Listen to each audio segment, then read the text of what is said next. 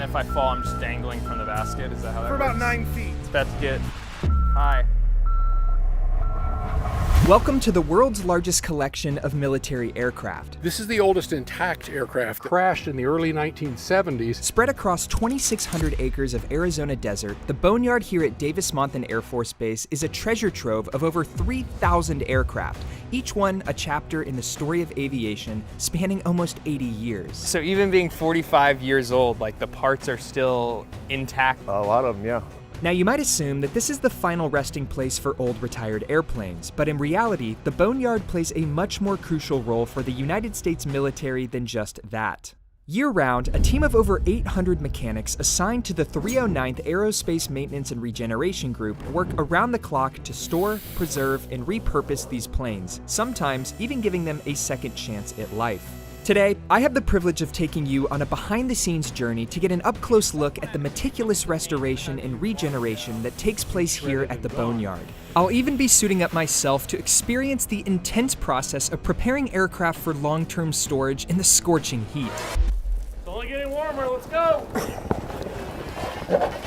But our adventure actually begins here, in a van, at an area known as Celebrity Row, where some of the Boneyard's most iconic aircraft are put on display. This is the oldest intact aircraft that we've got. It was authorized for construction in 1952, probably finished 1953.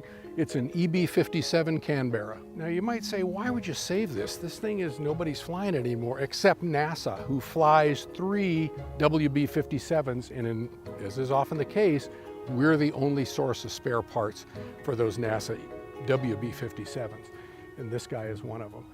So LC-130, right? Correct, absolutely. These airplanes were designed to land on the snow and ice down in Antarctica, and that's why the skis are underneath them. This particular airplane crashed in the early 1970s because of a rocket-assisted takeoff system that broke loose and damaged the engine. It sat down there for 17 years. Navy went down and said, we want this back, dug it out, put a new engine on it, flew it back 850 miles to McMurdo, flew it for another 10 years after some repairs, and then retired it here to the nice warm sun of Tucson, Arizona. And eventually it was turned over to the National Science Foundation.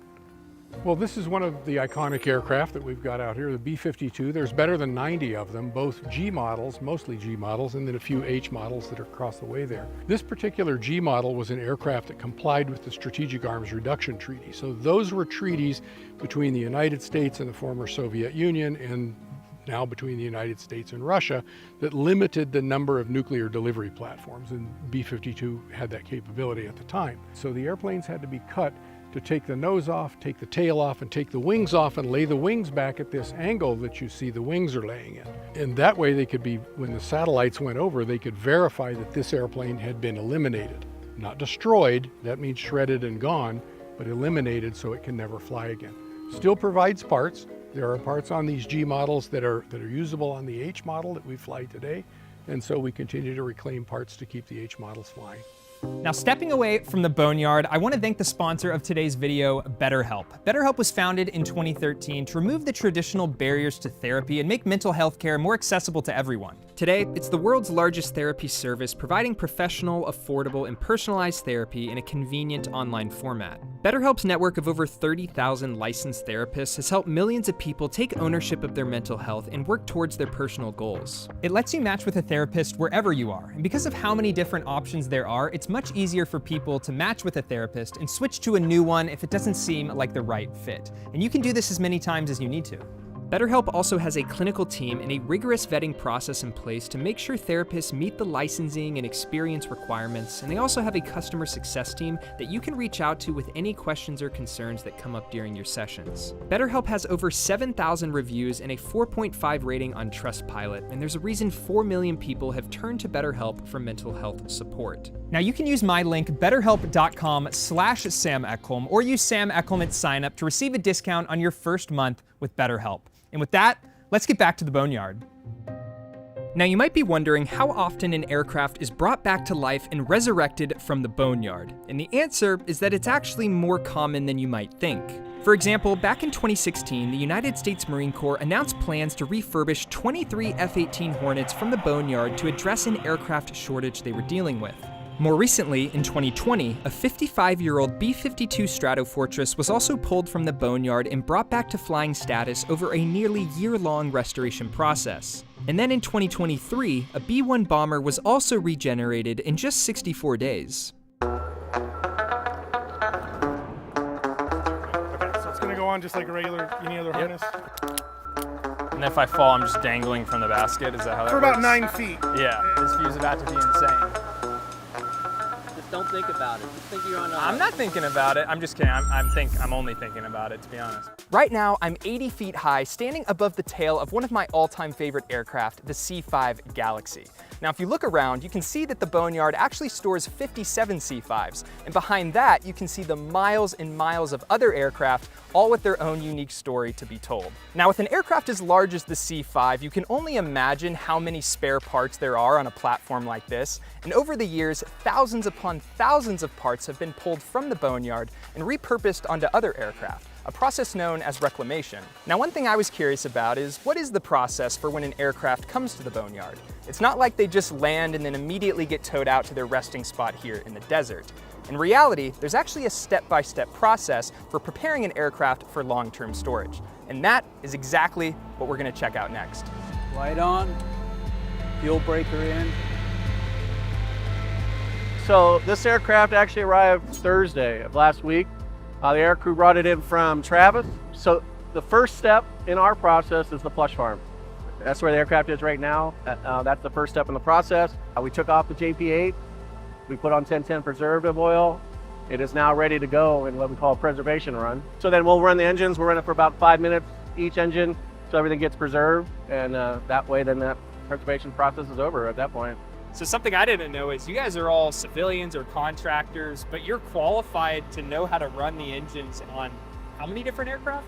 Right now we have about 6 different airframes that are coming in on a regular basis. But there's guys out here like Mr. Lovejoy, myself, and another guy inside 15 to 18. Wow.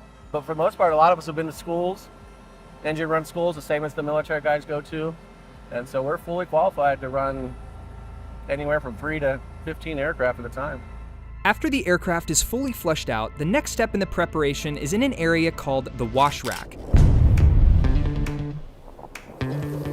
Here the aircraft is given a full scrub down, sort of like a car wash except for airplanes. The washing is especially important for aircraft that have served aboard aircraft carriers or in a tropical location where they were subject to the corrosive effects of warm, salty air. Now you guys know me by this point, I'm always looking for the opportunity to get my hands dirty, which in this case meant putting on the waders, grabbing a hose, and giving this A-10 Warthog a good old-fashioned scrubbing. All right, how do I look? Rate my fit. In the comments right now, rate my fit. All right, Sam, so we're doing a aircraft wash on this A-10. I'm gonna have you wash this front half of the fuselage right here. So we got your soap bucket for you. We got a hose for you. Put some soap on there, clean it. Whoops. Turn the nozzle. Turn it here. Other way. Yep. Oh, wow, whoa. Just like that? Yep. Rinse up to the front a little bit. So this is an A10, but Yeah. I imagine something like a C5 is gonna be a lot more annoying to wash. Yes. A lot more people. It's the same amount Same of people, people? but it takes a lot longer. It can take 2 days sometimes.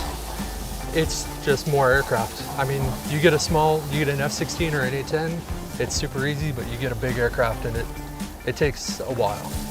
I'm gonna lock back in. Only getting warmer, let's go!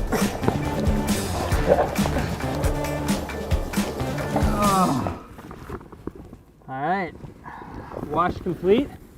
Let's see what's next. The next step is to seal the aircraft from dust, sunlight, and high temperatures.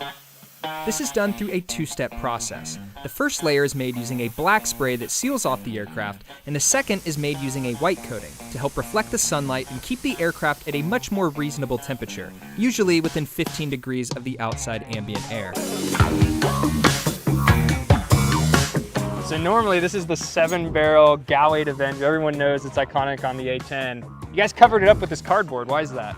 So we don't want any insects or bugs to get inside here. We don't want any birds because we don't want any damage to this gun in any way, shape, or form.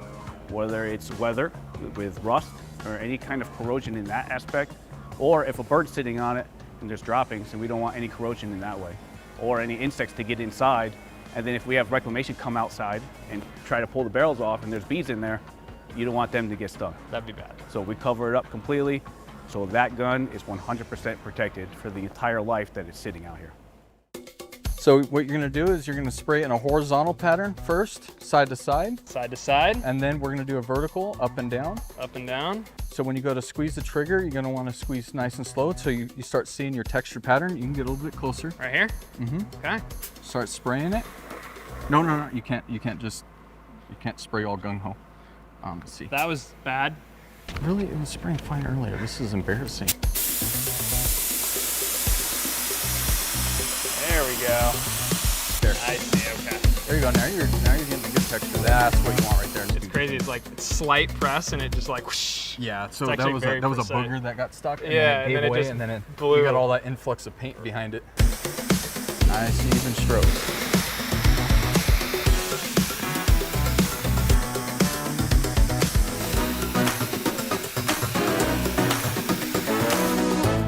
Got your 12. Okay. You hit your mills. He's certified now. So at this point, we've seen how the aircraft's engines are flushed, thoroughly washed from front to back, and spray seal applied with both black and white paint. Meaning at this point, the last step is to hook the aircraft up to a tow and bring it out to its resting spot in the boneyard. Now for some aircraft, that might just be a few years, and for others, decades. It all depends on the specific type category that's applied to it and the needs of the Department of Defense. Now, one of the other unique missions performed here at the Boneyard involves upgrading older aircraft like F-16s with the latest and greatest hardware and software. It's a term the military calls depot-level maintenance, and I had the opportunity to walk around several of the hangars here to see it in action. But once the upgrades are complete, the final step in the process involves a test flight, performed by a test pilot. A job I think must be one of the coolest in the world.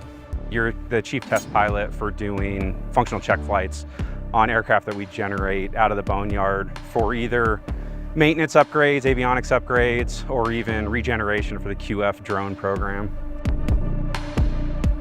So we'll do a zoom climb, so we're about 600 miles an hour. At the end of the runway, we'll go straight up over the field, make sure that the systems are working normally, and then from there, we'll go out to an airspace that's just south of here, and then do all the checks of the jet. So we'll check the pressurization, the fuel, we'll check the engine from idle to mill to full afterburner.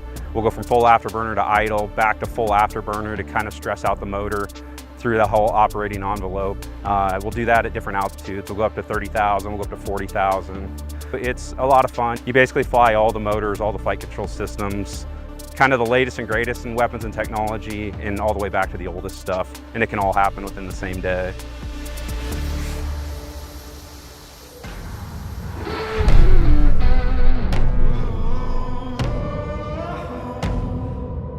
We've reclaimed over 9,000 parts off of these aircraft, and this is very significant because once we submit those back into the supply system, those parts are used to make aircraft that are currently grounded flyable again. All right, Scott, so what are we looking at here and what are you guys doing? Well, looking at an F-15C model, we got an order for the main fuel line, and we're going to pull one from each side. And are these then gonna go where, like a current F-15 flying? Is that the end goal? Yeah, either an actual, we do warfighter support where it goes directly to an aircraft that's, say, deployed downrange somewhere, or it can go to the depot where they do the heavy maintenance. If there's none in supply, that's where we come in, and we come out here to our parts warehouse and grab one. Some of these parts can only be found here at AMARG due to diminished manufacturing sources or production lines that are no longer in existence. So even being 45 years old, like the parts are still intact and can be reused and put on another airplane? A lot of them, yeah. Not everything is compatible with the newer F-15, like say Strike Eagle, but a lot of them are common. Once the aircraft parts have been successfully pulled from the old frames, they then move to an area known as the reclamation line. Here the parts are processed, sorted, and cleaned before being packaged up and shipped out the door. So if you had to put a price on all of the parts that come in each year, do you have a number? Oh yes, I do. What is it? Last year, FY23 was $454 million with an M, $million. Wow. And that was over 9,000 parts. We're projecting in 2024 probably going to hit 10,000 parts, and we don't know how much that's going to tally out to. So what if the part's too big? Because this works well with this size part, but I imagine parts get a lot bigger. What do you do? Two different places where we bring the parts in. If it's a huge part, it goes to the wash rack. People who've seen the aircraft wash, parts are washed there as well.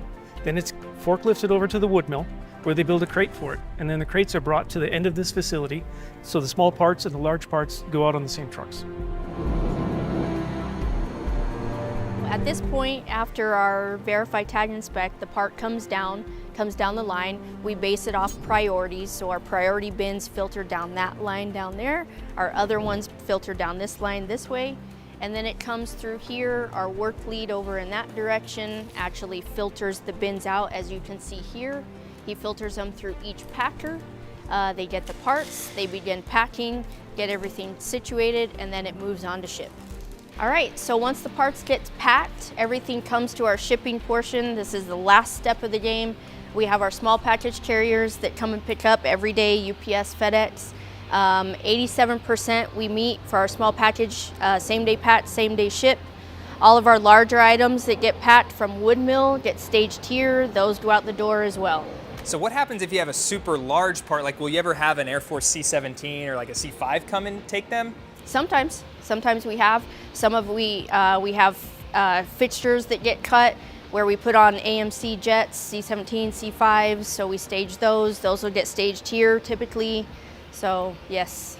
And this is the last stage, so after this they go out to their active duty base or guard or unit to be installed on an aircraft and yes, keep flying for the next decade. Hopefully. So. You know, the one thing I keep thinking about after spending the day here at the Boneyard is how much I wish these aircraft could speak. I know, it sounds weird, but just imagine the stories they could tell of their decades of service flying missions all around the world. It'd be pretty incredible, and it's a conversation I wish I could have. But what is so special and so vital is the work being done here by the 309th AMARG to ensure that these aircraft don't go forgotten and can continue to be reused and repurposed depending on whatever decision ultimately is made. Well, that's pretty much it from here at the Davis-Monthan Boneyard. I hope you learned something new, and I'll catch you next time.